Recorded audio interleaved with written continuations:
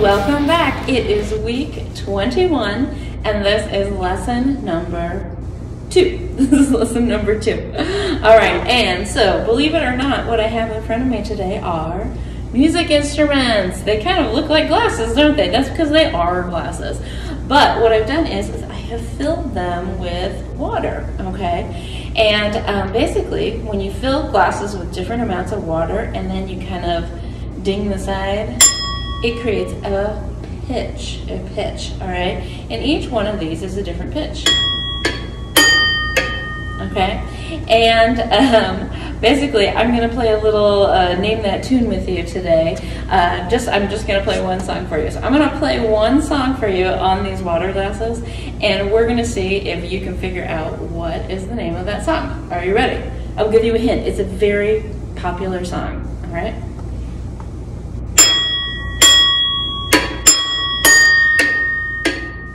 Play it again.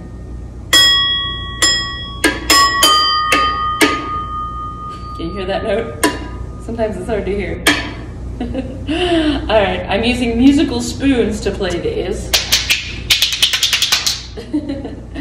Alright, I'll play it one more time. It's supposed to be the song Blinding Lights. So if you figured that out, bravo, I'm totally impressed. All right, so how does this work? Now, do you remember me teaching you a poem called Big is Low? It goes like this. Big is low, small is high. That'll be true till the day I die. Small is high, big is low. That is how the music rules go. So basically what that means is the bigger the instrument, the lower the sound or the pitch, okay? And the smaller the instrument, the higher the pitch or the sound, okay? So what does that mean? We can apply that to our water glasses here. Why? I don't know if you can tell, but there are different amounts of water in each glass, all right? This one actually has no water in it whatsoever, all right? So this is just the regular pitch of the glass. Good. Now, I will tell you this one, this yellowish one, this one has the most water. And this pink one over here, this one has the least amount of water. So which one do you think is going to play the lowest? Big is low. You said the yellow one. You are correct because it has the most water, the biggest amount of water. So let's listen to me play it. It's pretty low. All right, so this one has the least amount of water. Well, technically this one has the least amount of water because there's nothing in it, right? So I'll play this one. So that one is the highest pitch. All right, this one has the least amount of water in it, other than the one that has nothing. And then this one has a little bit, the green one has a little bit less water than the yellow, so let me play that for you. These ones that have a lot of water in it, it's kind of hard to hear. All right, so I'll play the Blinding Lights song for you one more time. Here I go.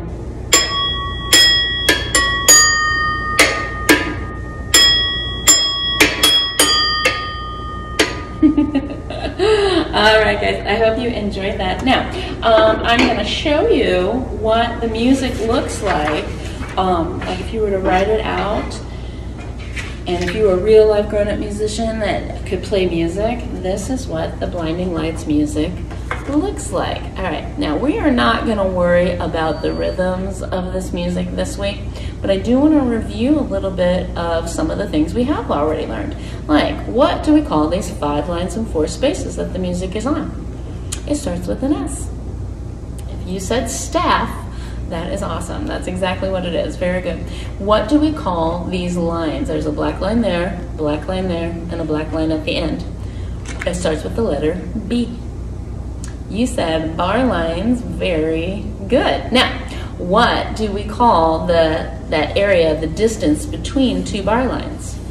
It starts with an M. We call it a measure. Good. So how many measures do I have on my card here?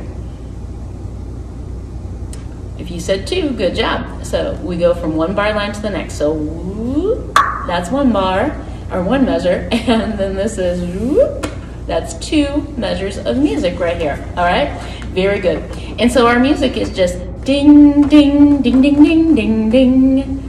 Okay, the blinding lights music. All right, now I got one question for you. Some of you, I covered this with you last week. Some of you I didn't. So if this is new for you, then just pay attention. And if it's not new, I hope you know the answer. You see the red 4s at the beginning here. What do we call that? It's not a fraction. We call this, it's a 2-word answer. It starts with, the first word starts with a T and the second one starts with an S. We call it a time signature. Time signature. What does the top number in time signature tell us? Tells us how many beats are in each measure. So if the top number is 4, how many beats are in each measure? 4. Yeah, that's all you got to do. Just look at that top number and it will give you the answer. Okay, so I'm going to cover something a little new with you. For some of you it's new, and for some of you this should be review. We're going to talk about line notes and space notes. This song here, Blinding Lights, ding, ding, ding, ding, ding, ding, ding, it has line notes and space notes in it. Let's talk about what those are. So a space note is a note that is between 2 of our staff lines, all right? So it's in the middle. And now, some of you, for those of you that this is review, you know that I call these a food item. I call them Oreo cookies because it kind of looks like an Oreo cookie, doesn't it? Yeah, maybe a double stuffed one. So you got the little delicious creamy filling, and then you got the 2 chocolate wafers on the outside, right? So these are our space notes. So if it looks like an Oreo cookie, it's a space note, all right? And then we have another type of note, and this note is called a line note. Now, the line note, if you look at it, the center of the note has one of the staff lines going right through it, cutting it down the middle. That's why I call these the pizzas. The pizzas. Are you hungry yet? All right, so pizzas. Why do I call those the pizzas? Because I always say, if you worked at Domino's and you were in the back cooking pizzas, and you pulled that pizza out of the oven and put it in the box, what's the first thing you're gonna do? You're gonna take that big pizza cutter and cut it down the center to make slices, right? So that's why I call these the pizza notes. So we've got line notes and we've got space notes. See the difference? Oreos and pizzas. I am hungry now. All right. So if we look at our Blinding Lights music, this one has a line going through it, so it's a line note. Guess what? This one has a line going through it too, so it's a line note. Aha, this one is in the middle. It's in between the lines, so it's a space note. This one has a line going through it, so it's a line note. This one is between the lines in the space, so it's a space note. This one is also in between the lines, and so that means it's a space note. And this one is also in between the lines. It's in the space, so we call it a space note. All right, so hopefully you learned a little bit about line notes and space notes this week. Now, I will tell you there is one other thing that I want you to do for me this week, and I want you to go back to the Bitmoji Classroom page, and I put a link up for this brass ensemble. Okay, an ensemble is kind of a small group. So it's a small group of brass instrumentalists, and we studied the brass family in our last lesson. What I want you to do is listen to this. It is called Flight of the Bumblebee. And so this song is supposed to sound like a bumblebee buzzing and flying around. It's a very difficult song to play, and it's played really, really fast, and they do an excellent job of it. So please go back to that Bitmoji Classroom page and go ahead and listen to Flight of the Bumblebee. It is only 2 minutes long, all right?